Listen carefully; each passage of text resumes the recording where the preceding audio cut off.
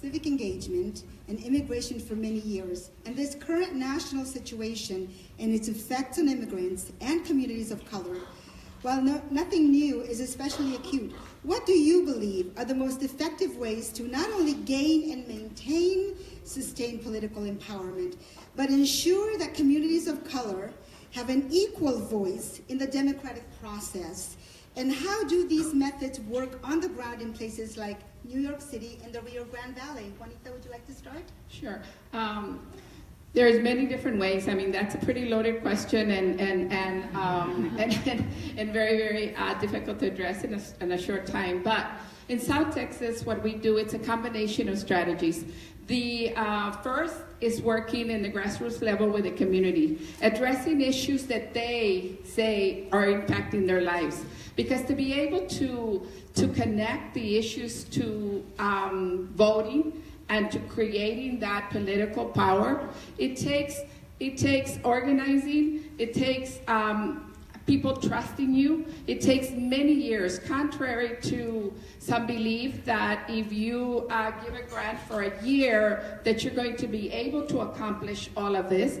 It takes, I know that Luz Marquez was here earlier, it takes long-term funding. That's one of the foundations that has been in South Texas for many years now that has supported our work. And it's through that support and others that help us with the organizing. We have 8,000 dues-paying members, because many times when you want to make the change, sometimes funding becomes with restrictions.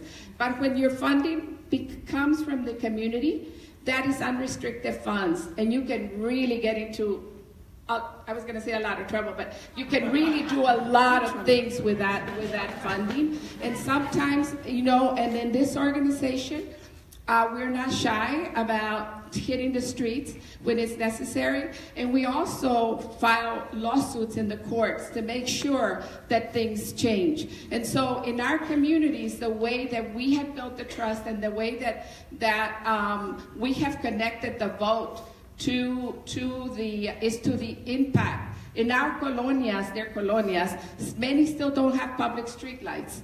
We still have really issues with drainage. It doesn't take a hurricane, and we have those, but it takes just a few days of rain and homes flood.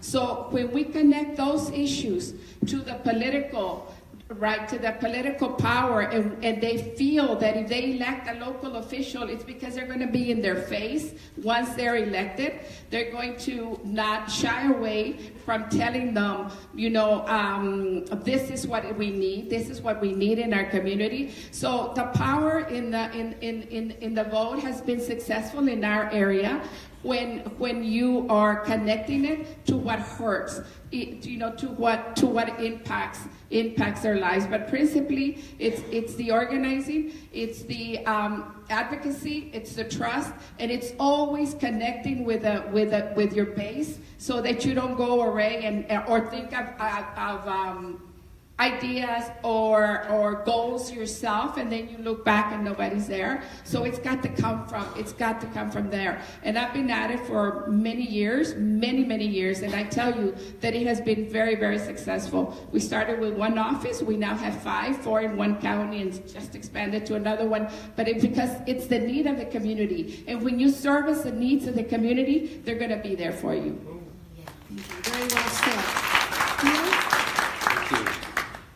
I think that one of the questions that was posed to me was how are we as an organization doing things differently, in this last year and a half, where we've seen, tremendous attacks from the national level. And really, the reality is that we actually haven't really shifted away from our strategies. We've actually doubled down as an organization into the strategies that we've built over time. And a lot of what Juanita says really resonates with me, because it really is about making sure that we're meeting people where they're at, right?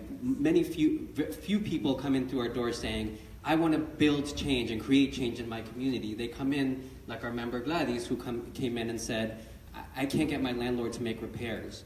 Or our member Marta, who came in after 2 weeks not being able to put food on the table because she couldn't go to social services because she was afraid that that the agency would report her to immigration.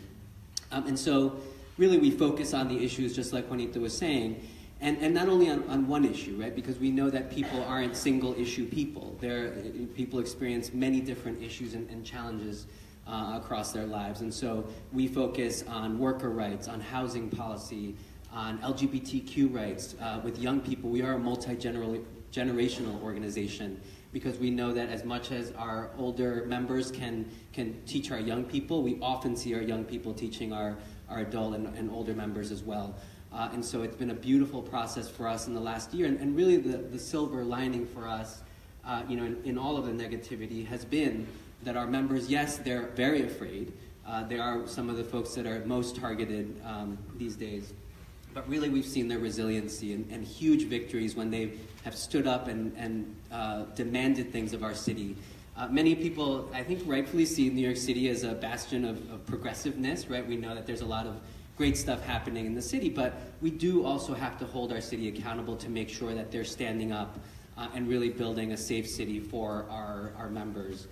And so for us, our members standing up, being bold, and demanding, right? Using their fear and transforming that into power to demand the things that they know they should have in their city. So in the last year, we've won things like legislation to prohibit city resources from being used to cooperate with ICE, or the Department of Education developing policies with our members about how to block immigration enforcement from coming in through schools' doors, or the New York City Asthma-Free Housing Act, which many of us know.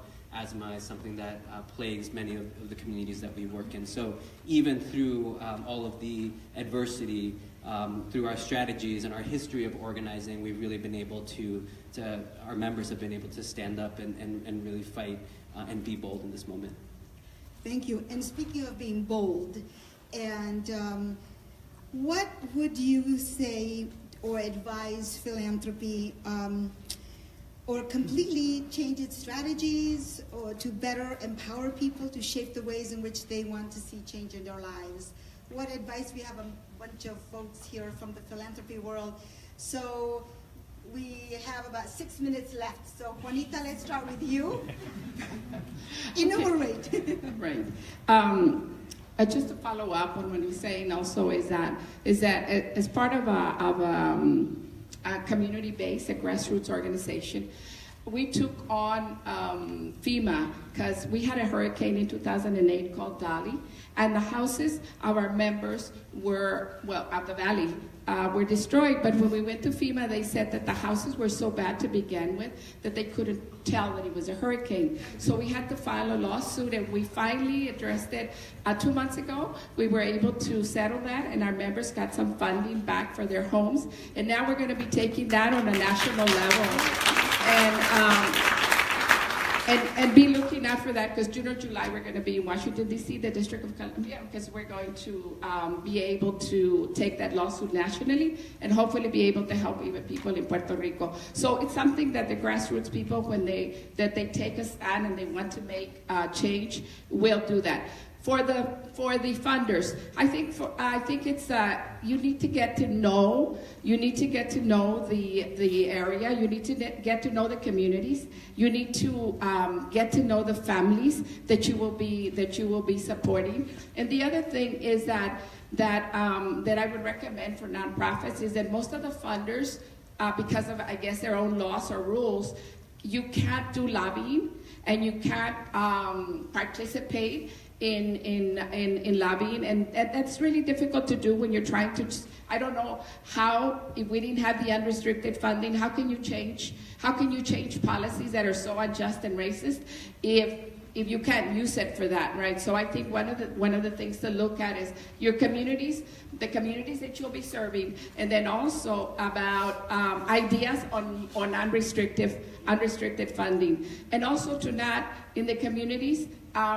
For the foundations to support when I know that if I didn't have water in my colonia, I didn't know how to address that. I didn't know how to build the systems, the water systems, to be able to bring water into like our colonia. But when you work with allies, we worked with architects and we worked with planners that were able to tell us, you suffer the issue we have some of the solutions. Be able to build those allies, those coalitions. We work with architects, we work with housers, if housing is the issue, with health providers. There's people that can come and teach us with what is the best way, not only talk about the problem, but go to those elected officials and say, okay, you know, we suffer it, and we probably know more than you of how to fix it, so you need to listen to us. And it's been very, very helpful when you have those allies, those experts standing with you. And so I think that's another thing that philanthropy can help, is to fund projects that take into consideration all of those allies that can help solve those issues. Thank you. Theo? I mean, I'm amazed by this conference because it's so heartening to see so many members of philanthropy and some really big names here and listening to us, right? To the folks that are on the ground, along with a lot of people here, you know, fighting for our community. So thank you so much. It's super inspiring to have you in the room here. You know, I would say that the local fights are extremely important, particularly now. And we know that obviously a lot is happening nationally. And lots of, you know, funders and supporters are focusing nationally, but really the local fights really do matter. You know, at Make the Road New York, not only do we do work in New York City, but we also do work in Long Island and Westchester, New York, where more and more Latino immigrants are moving to, and where it's a different world, right? We see tons of anti-immigrant sentiment. Our office gets hate mail, gets hate vandalism. And so in many ways, it's like other parts of the country, right, where we're facing these really horrible things. But even though, you know, in the last county executive elections in both Nassau County and Westchester County, anti-immigrant mailers were a key piece of the strategy for many of the opponents of our communities. Getting mail, you know, about really racist mail depicting immigrants in really negative lights. And our members, instead of you know, being afraid and backing off, really held folks to account on these strategies. And the result was, and they demanded you know, all of wins on all of the issues that we were focusing on. And the result was that in both Nassau County and Westchester County, the progressive county executives that refused to engage in these racist strategies prevailed and won elections. And not only did they win elections, but in Westchester County, immediately, just a couple of weeks ago, the new county executive there passed a piece of legislation called the Immigrant Protection Act, which is one of the boldest confidentiality policies in the country. And it happened in Westchester County.